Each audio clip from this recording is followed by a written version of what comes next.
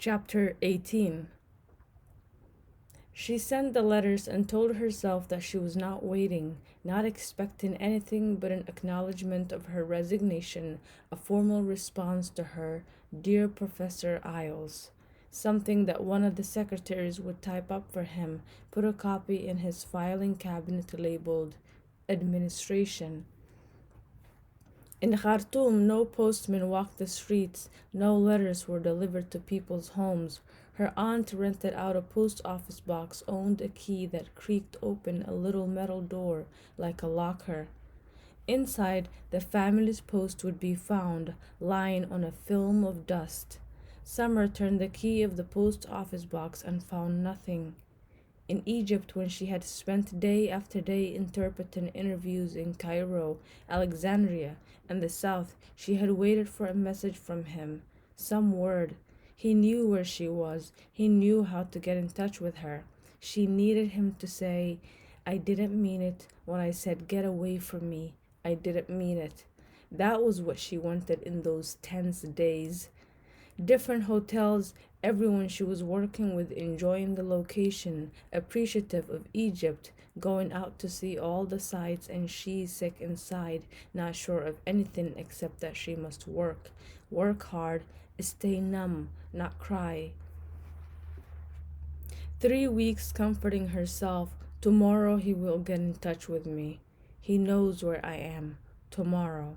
She worked, she ate, she stayed in the same hotel with people who came from the same world he came from, worked in the same field.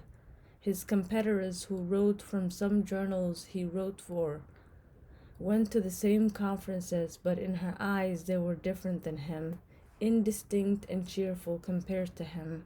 He could have been here, one of them, part of this program. They took someone else, he had said to her in the winter gardens, someone with more palatable views. She had not understood what he meant by more palatable views. He will get in touch with me. He will not leave me like this, she thought in Alexandria and in the southern province of Suhaig. And she thought wrong. She hoped and she worked hard, pushing Arabic into English, English into Arabic, staying up late with hotel smells, typing out all the interviews. She looked as weary as the young men she put the questions to every day, thin and disillusioned, their fingers gripping cigarettes, bravado and dreams. She put to them questions made up by others, then turned their answers into English words. I worked as a helper in a beauty salon, the usual things, sweeping hair from off the floor, washing towels. My brother served time, and when he came out, my father worked in Baghdad and lost his job when the war broke out. We lived 10, one room. When they spoke, they addressed her. Only one of them looked her straight in the eye, baiting, different than the others. I was in America, he said. Massachusetts. I was there, so I know what I'm talking about. Western men worship money and women. Some of them see the world through dollar bills. Some of them see the world through the thighs of a woman. He spoke like that, but she remained numb about everything, silent when the others later over lunch could speak of nothing else. She smiled stupidly when she was told, "I'm sorry you had to go through that. Most unpleasant." She remained numb until she reached Khartoum, walked into her aunt's house and saw Tariq's picture on the wall. She turned the key of the post office box and found a reply from the personnel department. She owed the university 1 month's salary because she had not served her notice. She turned the key of the post office box and found nothing, not even the formal reply she expected from him. She turned the key of the post office box and found a letter from Yasmin. She had given birth to a baby girl. She was on maternity leave now, no longer going to work. There was no mention of Ray in the letter. There was the excitement of the baby, and you're doing the right thing, Summer, staying with your family, not coming back. We too would like to leave Britain. She turned the key of the post office box and found nothing. She turned the key of the post office box and she knew she would find nothing. She gave the key back to Hanan, saying, I'm not expecting any more mail. Even if he wrote what she wanted him to write, I didn't mean it when I said get away from me. What would be the use? They could not have a future together. It would not be enough. Her future was here where she belonged. She belonged with her son and the strangers who smiled when she came into a room. She should not dilute herself with time she would forget. The sun and dust would erode her feelings for him. She must give away the bottle of perfume he had given her. She must pull his words out of her head like seaweed and throw them away. Here, her life was here. Starting a new job, getting used to teaching, linking faces to names, picking Amir and Dahlia up from school, housework, in the evening a social life, everyone indoors by the 11 o'clock curfew, visitors or calling on people to offer condolences when death came, congratulations when a baby came, welcome to the one who arrived from abroad, goodbye to the one who was going away. And bedridden people who spoke in faint voices, the smell of sick rooms. Here, her life was here. Life was the dust storms that approached rosy brown from the sky, the rush to slam shut windows and doors, the wind whistling through bushes and trees, brief, mad storms, and then the sand, thick sand covering everything, whirls of soft sand on the tiles to scoop up and throw away, to beat out of curtains, cushions, pillows, to dust away from the surface of all that was still, sand eternally between the grooves of things, in folds of skin, the leaves of the children's books. And life was the rain that came at dawn with lightning, fat drops on the dust, the sun defeated for a day, just a day, a softening, a picture of the past, the empty square covered in silver, laid out with the color of the moon. Someone to talk to. Remember, Hanan, one day you and I walking in our school uniforms to get milk from the store. There was no school because of the rain. We went in the morning, found it closed, and came back, but we stayed with our uniforms all day. Remember, Summer, how Tariq used to ride his bicycle through the puddles on purpose, every puddle from here to Airport Road? Remember, Hanan, the day we went to the Blue Nile cinema and it started to rain on top of our heads and Tariq just sat there, watching the screen? Remember the day? Remember the time? Remember Tariq? Hassan looked like him, his uncle who had never seen him. Only Hassan, not Hussein. They were not identical twins. Even Amir did not look like his father as much as Hassan did. Isn't that strange?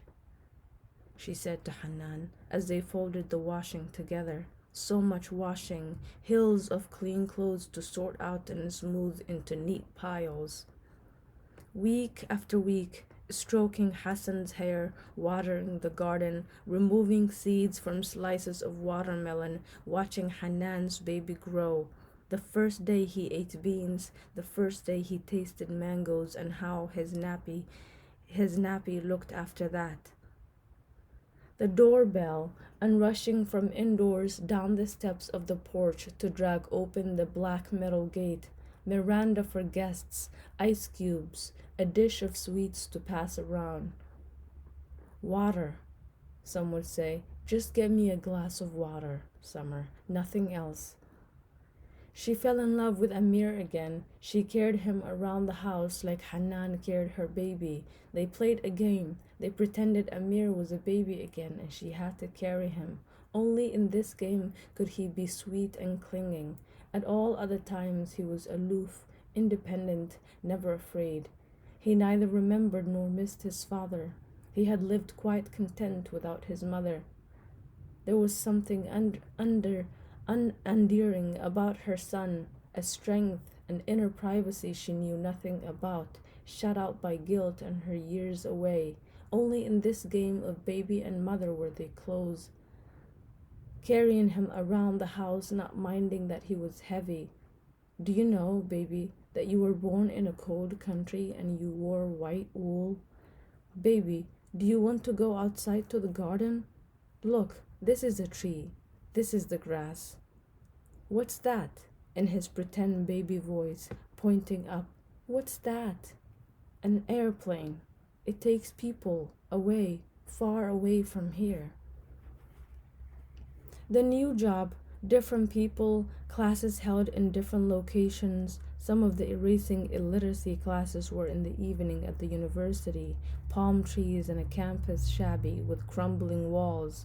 Undergraduate students not so well dressed or healthy looking as the ones she used to see in Aberdeen. Like all the other evening classes, her class took a break for the sunset prayers. They would leave the room where the fan whirled overhead, blown sheets of paper off the desks, and stepped into the heat of outside. She never knew who spread out the palm fiber mats on the grass. They were always there when she came out, beige and a little rough on the forehead and the palms. When she stood, her shoulders brushed against the women at each side of her, straight lines, then bending now together, but not precisely at the same time, not slick, not synchronized, but rippled and the rustle of clothes until their foreheads rested on the mats. Under the sky, the grass underneath. It was a different feeling from praying indoors, a different glow. She remembered having to hide in Aberdeen, being alone. She remembered wanting him to pray like she prayed, hoping for it. The memory made her say, Lord, keep sadness away from me. She kept busy so that there would not be pauses in the day to dwell. She tired herself so that there would not be dreams at night. Toilet training the twins, watching videos with everyone, thrilling American films, loud Egyptian soaps, taking her aunt to the doctor, listening to her aunt on the way back. My son would have been a great doctor like him.